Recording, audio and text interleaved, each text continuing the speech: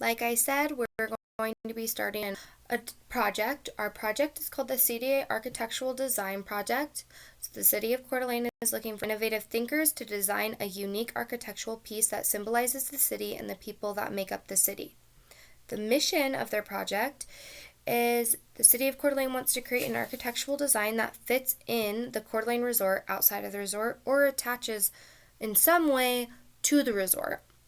You're being tasked with creating an architectural design that has the same shapes with different dilation factors within the design. We've been working with dilation factors. We just took a quizzes. We had a dilation factor of 1/2, a dilation factor of 2.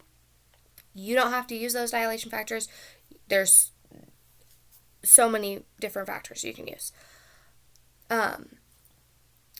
This design could be a bridge, maybe that connects the lake to the water. It could be a design that's along a walking path. It could be a design that could be hung in the resort or placed in the middle of the resort. Honestly, your options are endless.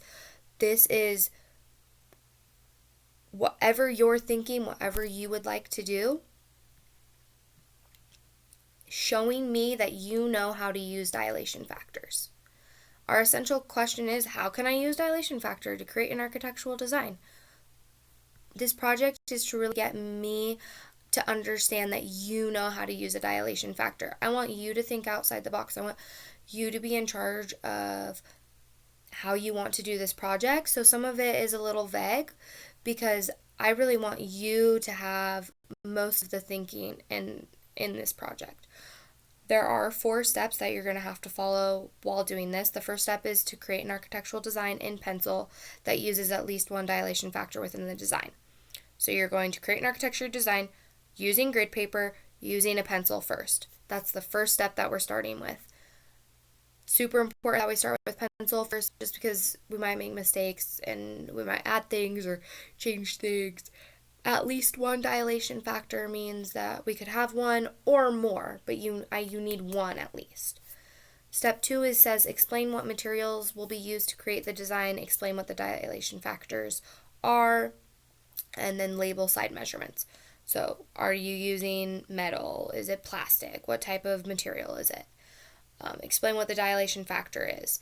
How many do you have? If you have 3, then you need to have 3 explanations. Okay, this piece of my design is dilated by a factor of 3, whereas this piece of my design is dilated by a factor of 1/4, something like that. Side measurements. We're treating this as if we really are creating an architectural design for the City of Coeur d'Alene, and they want to know, okay, how big is it? What is it going to look like when it fits inside a resort or outside, or if it attaches to here, is it going to be long enough? So we want to include side measurements for our pieces that we're creating. Step 3 is to explain what the design is. So what exactly is your design? Is it a bridge? Is it a walking path design? Is it there's so many different things that you could come up with. Is this an art piece that's going to be hung up on the wall? I want you to explain exactly what your piece is. You're going to explain what dilation factors are used in the design and where. So we kind of already did what are the dilation factors. In step 3, I really want to see where are they used at exactly. So if you have here, I used this dilation factor, whereas here I used this, and I want you to label and point out where those are in your piece, in your design. Lastly, you're going to explain how the design represents the City of Coeur d'Alene and the people within Coeur d'Alene. Again, people within Coeur d'Alene could be you because you're in Coeur d'Alene. So how does it relate to you? The last step is you're going to have a peer check your design with a rubric. We'll discuss the rubric in 1 second. And then you are going to color your architectural design and outline it in pen or marker.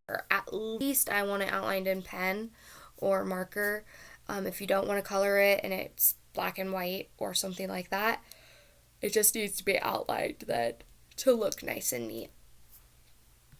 Here's an example of something that could be a walking path. Here's the pathway.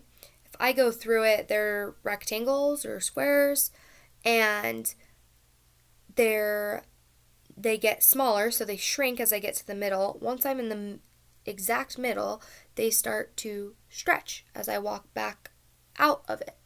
So it's a if I'm in the middle, it's from a shrink to a stretch. If I start at the outside, I'm going from a stretch to a shrink once I get to the middle.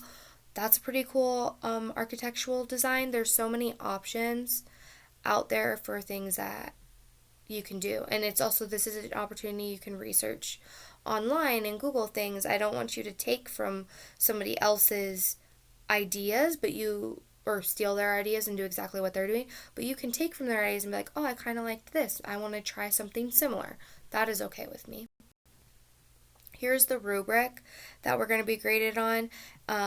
Each of your 4 steps here is everything that's in your rubric. Everything is pretty much all or none points. So you either created an architectural design or you didn't. You had at least one dilation factor or you didn't. Both of those things are step 1. Then we go to step 2, explain the materials.